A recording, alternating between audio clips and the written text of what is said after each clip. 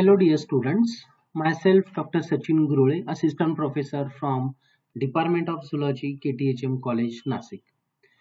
In the previous video of the subject Animal Diversity 3rd of chapter 5, that is study of Scolidon, we have learned the nervous system and the brain of the Scolidon along with the spinal cord.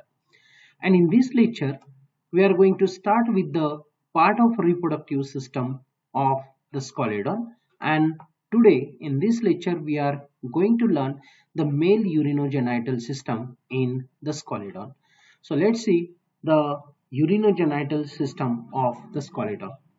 Now in the Scolidon, urinary and the excretory urinary or excretory and the reproductive, or it is also referred as a genital system, these systems are closely related to each other, and hence together these systems are referred as the urinogenital system. The urinogenital system, the word itself shows a composition of the two systems. Urino in the sense the urinary, so called as the excretory system, while genital in the sense the genital or the reproductive system. So this composed of the actually the union of the two system, that is excretory and reproductive system, hence it is referred as the urinogenital system. Now as you know that now, in case of the Scolidon, the sexes are separate. The male and female, these are the separate individuals. So here in this diagram you can see the male and this she is a female. So these male and female shows a distinct sexual dimorphism.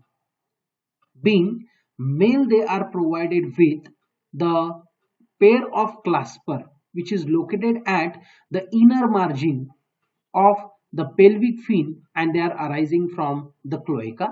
These copulatory organ known as the claspers, which are only and only present into the males and that are absent into the female. So from these characteristics we can able to distinguish the male and the female individual. So the in this lecture we are going to deal with only the urinogenital system of the male. So let's see the male urinogenital system. Now as we have learned, this is referred as a urinogenital system because it consists of the union of the two systems, excretory system and the reproductive system. So obviously this urinogenital system is composed of the two parts, excretory part and the reproductive part. So let's see first of all the excretory part of the male urinogenital system. The excretory organs of the male, these consist of a pair of long, flattened, ribbon-like the mesonephric kidneys. So here you can see the kidneys are there, which are the mesonephric type. So they are extremely elongated structure and extending from the root of the liver to the cloacal region. So this is a, you can see the part of the liver, and it arises from the liver and right from it reaches into the up to the cloaca. So these are comparatively the elongated structure of the animal. These kidney are attached to the dorsal abdominal wall just above the peritoneum, one on either side of the abdominal wall. So this is a abdominal wall, so dorsal wall, they are attached to the dorsal wall with the help of this peritoneum. The kidneys of Scolidon is divided as the anterior part and the posterior part. So this is the anterior part of the kidney and this one is the posterior part of the kidney. So the anterior portion of the kidney is genital in anterior part of portion of the kidney is genital in function and does not perform any excretory activity, as the anterior portion of the kidney has much communication with that of the reproductive system. So hence the anterior part of the kidney has no excretory role, while the posterior part of the kidney, they are generally having the excretory role. So this anterior kidney, it is also designated as the organs of Leydig, or is also referred as the epididymis, and the posterior portion, so this one is a posterior portion, it becomes greatly developed and has the excretory role, and thus it is referred as the functional kidney, which is of the ophistonephros type. So the posterior kind of part of the kidney is the ophistonephros type, and it is involved into the formation of the urine or having the excretory role. This ophistonephros kidney are composed of the coiled glandular uriniferous tubules. These uriniferous tubules are also referred as the nephron, which is responsible for formation of the urine itself, which containing a nitrogenous waste material. Now each tubule further is consist of the Bowman's capsule or the double-walled cup. This double-walled cup is referred as the Bowman's capsule, and this Bowman's capsule is encloses a glomerulus and the coiled renal tubule. So obviously in fishes also, the uriniferous tubule or the nephron, which starts with the Bowman's capsule, and that Bowman's capsule encloses a complex network of the blood vessels, and which is forming a glomerulus, and a group of renal tubules, they opens into a common collecting tubule. Again, the basic structure of the uriniferous tubule of the scalidon, each very much resembles with that of the basic structure of the uriniferous tubule or the nephron of any mammal cells. The uriniferous tubules have a peculiar properties of reabsorbing the urea. So there is a function of the reabsorption of the urea, which is one of the property of uriniferous tubule. The collecting tubules of the anterior non-renal portion of the kidney opens to a Wolffian duct. So here you can see the Wolffian duct. This Wolffian duct is also referred as the vas deferens, and the posterior tubule opens into the ureter. So posterior tubule, so this one is a ureter which opens into the ureter, and this ureter in turns open into the urinogenital sinus. So this is a sinus.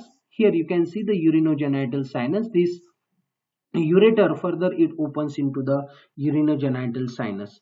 A urinogenital sinus has the aperture placed on the urinogenital papilla, through which it opens again into the cloaca. So there is a small aperture which is present into this urinogenital sinus, through which this whatever urine which is formed into the posterior part of the kidney, it goes into the ureter by through the collecting tubules, and then this urine is passes into the urinogenital sinus, and through the aperture of the urinogenital sinus it opens directly into the cloaca, and from the cloaca they remove the excretory waste material. So this is about the excretory part. So what we have seen here, the kidneys of the scalidon are very elongated one. It starts from the almost from the liver and it ends into the cloaca. It is further divisible into the anterior part and the posterior part.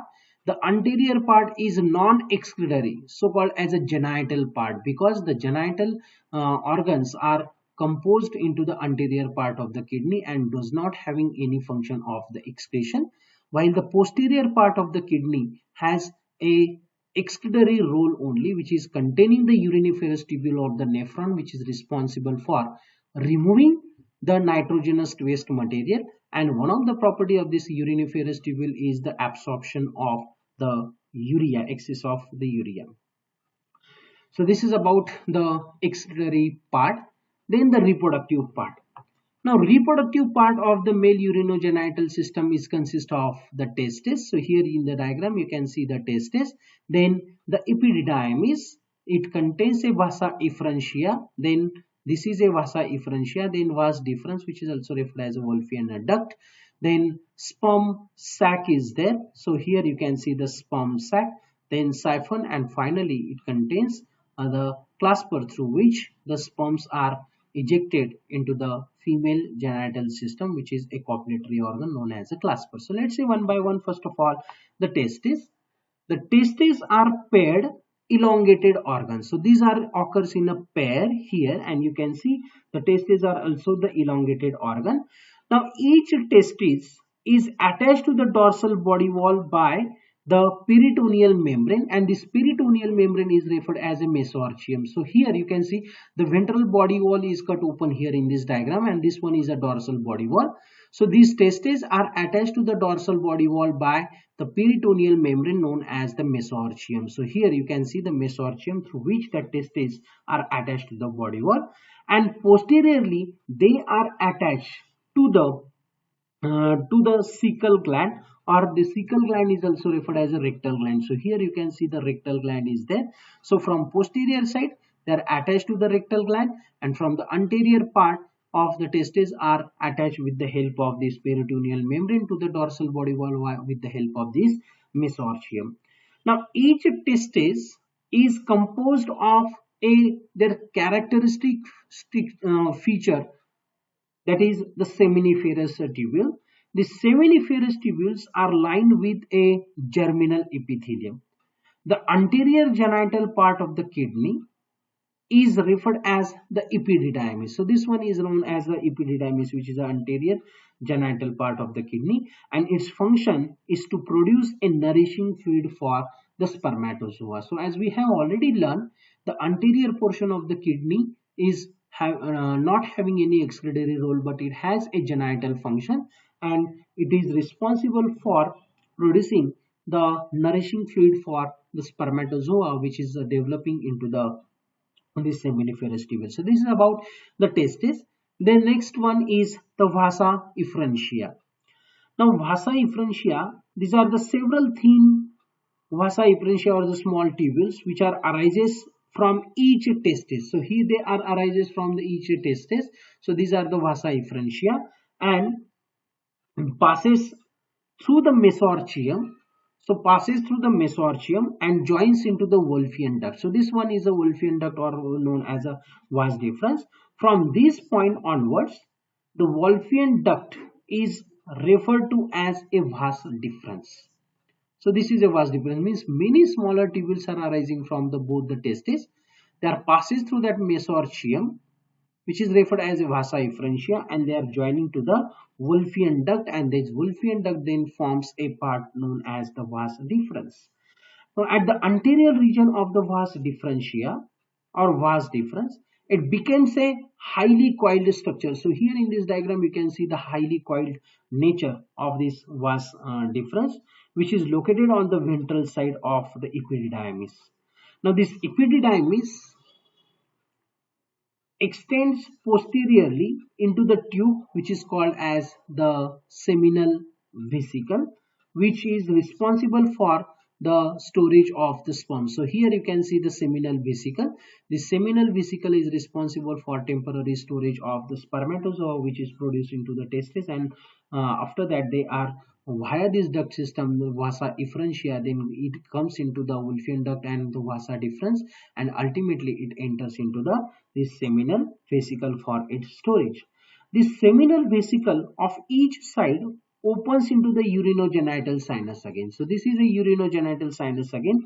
Through the urinogenital sinus, this seminal vesicle is opens directly into the cloaca, and then after there comes a next structure of the reproductive part of urinogenital system of men, that is sperm sac. The sperm sac, the wall of urinogenital sinus has become evaginated, and that evaginated part is responsible for forming a clubbed shaped sac. This club shaped sac is also referred as a sperm sac, but the exact function of that sperm sac is still not known, or they are having a unknown function. Then after the siphon, the pair of elongated muscular sac called as the siphons, which are located under the skin on the ventral side of the body, and this siphon tubes opens into the grooves of the clasper of the respective side. So this siphon through which they are communicating with that of the clasper Now this siphon also contains a sea water, and they help in the expulsion of the sperm through the clasper groove. So this groove or the claspers are also provided with the grooves. Now this region known as a siphon, it also contains a sea water.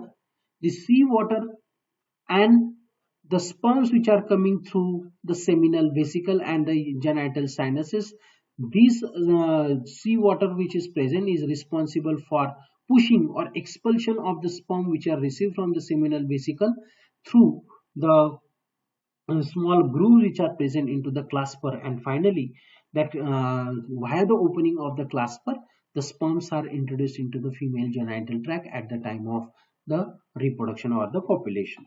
The last part of the reproductive part is the clasper.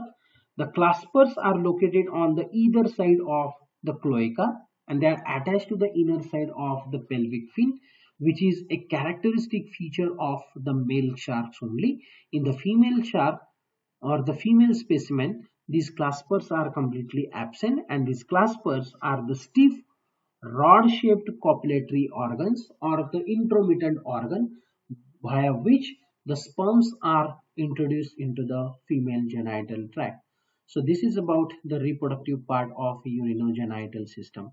So in this system we have learned why it is referred as a urinogenital system, because the excretory system and the reproductive system of the male shark, they are very much fused with one another, and hence compositely it is referred as the urinogenital system, which shows the excretory part and the reproductive part. So this is about the male urinogenital system.